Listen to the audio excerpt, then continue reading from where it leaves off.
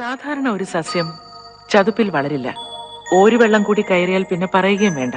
എന്നാൽ വെള്ളത്തിലേക്ക് വേരിന്റെ ശൃംഖല തന്നെ വിധാനിച്ച് പ്രതികൂല സാഹചര്യങ്ങളെ അനുകൂലമാക്കി വളരുകയും സവിശേഷമായ പ്രത്യുൽപാദന രീതി അവലംബിക്കുകയും ചെയ്യുന്ന ഒരു ജൈവ വൈവിധ്യ ആവാസ വ്യൂഹമാണ് കണ്ടൽക്കാടുകൾ.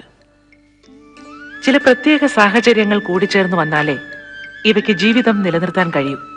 വേലിയേറ്റവും വേലിയിറക്കവുമുള്ള അഴിമുഖങ്ങൾ എന്ന് വിളിക്കുന്ന ചെളിക്കെട്ട് സ്ഥലങ്ങളിലാണ് ഇവ കാണുന്നത്.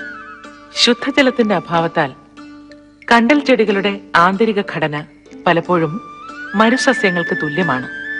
അതിനാൽ വേരിന്റെ ശൃംഖലയിൽ നിന്നും ലംബമായി മുകളിലേക്ക് വളരുന്ന ന്യൂമാറ്റോഫോറം എന്ന വേരിലൂടെയാണ് ഇവ ശ്വസിക്കുന്നത്. എന്നാൽ ജലത്തിന്റെ ലവണ സ്വഭാവം പ്രത്യുൽപാദനത്തെ പ്രതികൂലമായി ബാധിക്കുന്നു. ഉപ്പുരസം കലർന്ന മണ്ണിൽ വിത്തുകൾ മുളയ്ക്കാൻ കാലതാമസം നേരിടുമല്ലോ. ഈ പ്രശ്നം മറികടക്കാനാണ് സസ്തനികളെ പോലെ സവിശേഷമായ പ്രത്യുൽപാദന രീതി കണ്ടൽ ചെടികൾ സ്വീകരിച്ചിരിക്കുന്നത്.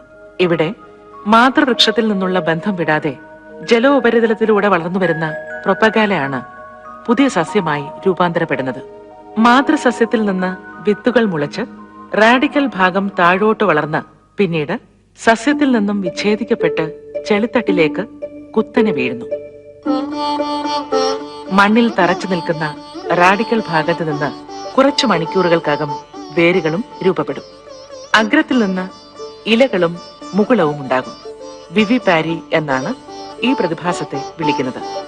ഉപ്പൂറ്റി, ചുള്ളി, വലിയ കണ്ടൽ, ചെറിയ കണ്ടൽ, കണ്ണംപൊട്ടി, പൂക്കണ്ടൽ, ചക്കരക്കണ്ടൽ, ഇങ്ങനെ വിവിധ തരം കണ്ടൽ ചെടികളുണ്ട്.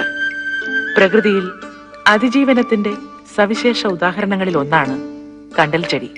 കടലിലെയും കരയിലെയും നദിയിലെയും അനേകം സൂക്ഷ്മ സ്ഥൂല ജീവികളുടെ പ്രജനന കേന്ദ്രം കൂടിയാണ് കണ്ടൽക്കാടുകൾ.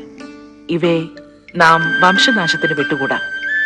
കണ്ടൽ ചെടികളെ സംരക്ഷിക്കുമ്പോൾ വരും തലമുറകൾക്കായി പ്രകൃതിയുടെ സവിശേഷമായ ഒരു ജൈവ വ്യവസ്ഥയാണ് നാം സംരക്ഷിക്കുന്നത്.